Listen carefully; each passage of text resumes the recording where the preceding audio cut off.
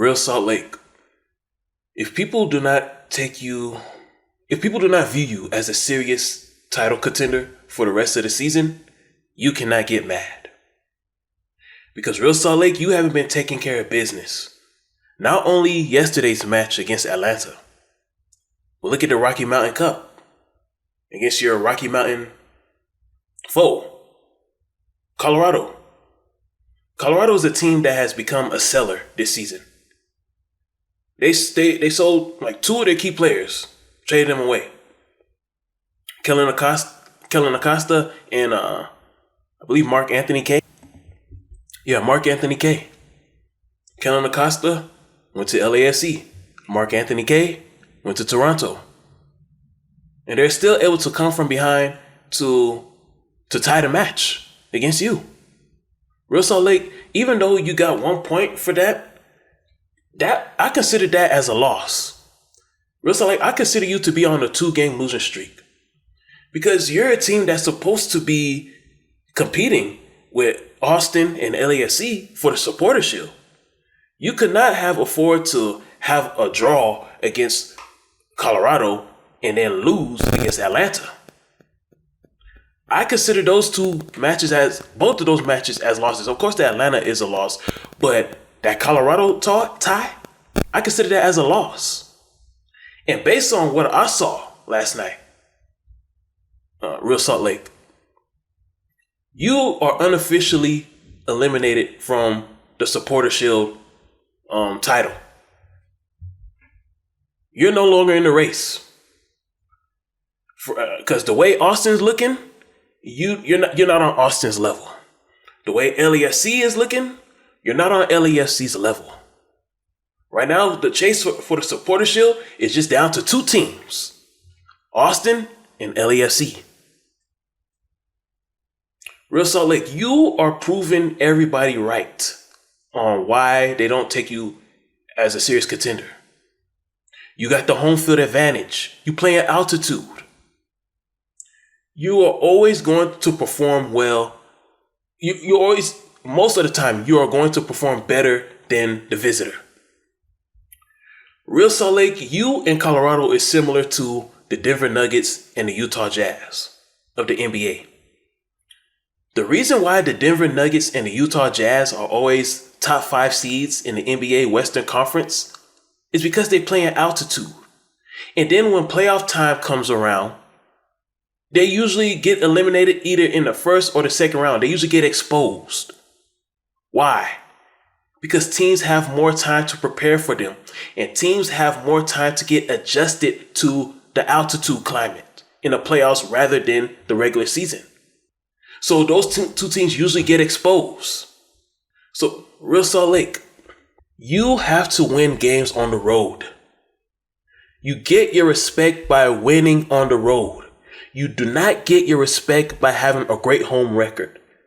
You are expected to have a great home record. You are expected to play well at home because of the altitude. Your true test and your true judgment comes when you're on the road. And Atlanta United, even though they're among the bottom of the East, they look more like a playoff team than you did yesterday, Real Salt Lake. And I explained this in Monologue 21. To all altitude teams, you get your respect by winning on the road. That's how you get your respect. So Salt Lake, similar to the Denver Nuggets and the Utah Jazz of the NBA, because of your home field advantage playing at altitude, you will still most likely make the playoffs. Because you're not a terrible team. You're a decent team. And when it comes to these altitude teams in the MLS, you don't need great players. All you need is decent soccer players. And the decent soccer players will keep you as a top 5 seed in the West because of the home field advantage of altitude. But when playoff time come around, Real Salt Lake, you're going to get exposed again, just like you did in the 2021 MLS Cup playoff. But what about Nashville, though? I remember back in the off season when the MLS stated that Nashville was moving to the Western Conference due to the addition of Charlotte. And I was thinking, man, the Western Conference is going to be even tougher. The Western Conference is in trouble because the Nashville team that I see, there's only been a few times, and I can count on one hand, like how many times I watched Nashville and they weren't extremely competitive. For the most part, Nashville is always competitive, and Nashville's not afraid to play anybody. And the fact that Nashville, a Southeast team, having to constantly travel out west on the road. As a matter of fact, most of their games this season was on the road because their stadium wasn't complete. And the fact that they're still able to hold their own and to still be above the playoff line in the West, that should tell us something.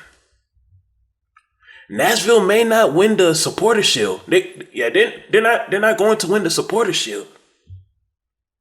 But Nashville is a team that Austin and LAFC better pray to the MLS gods that they don't face them in the playoffs. Because Nashville could be the NYCFC of 2022.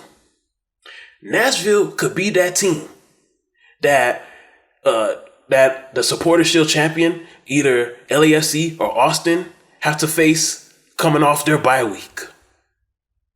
And Nashville is the worst type of team that you, Austin, or LAFC will want to face coming off your bye week.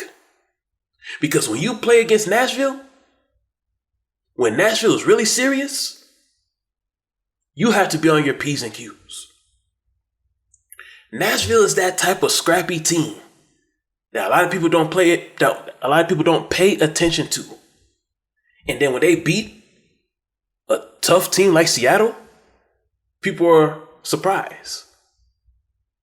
It's a shocker to some people who don't really follow Nashville. Nashville is legit, and Atlanta United, you better get yourself together because you're going to have a dogfight these coming years for Southeast supremacy. Now, you're already established now. You're already established.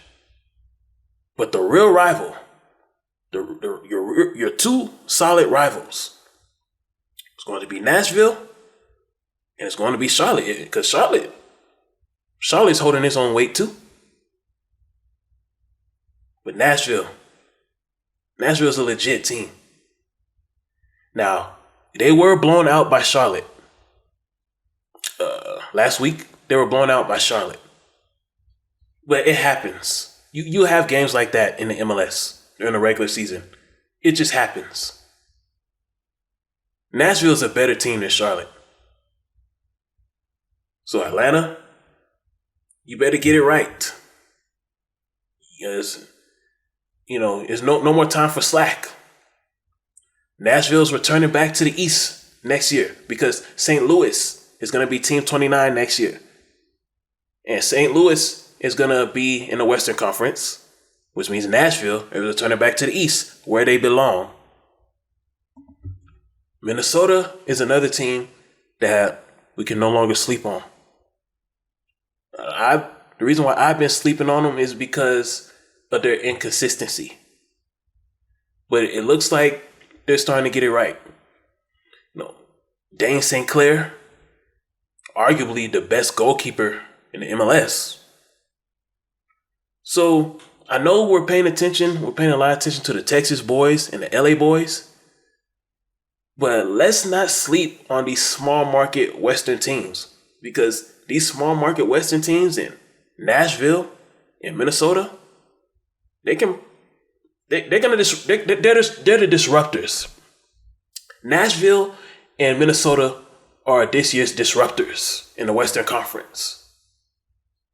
And Nashville and Minnesota may cause some Texas boys, either one of the Texas boys and one of the LA boys, to miss the playoffs. And in particular, I'm speaking to you, LA Galaxy and Dallas. You may not miss the playoffs, but Minnesota and Nashville is going to cause you to drop to that 7 seed. So do not sleep on the Disruptors, the Western Conference Disruptors, Nashville and Minnesota.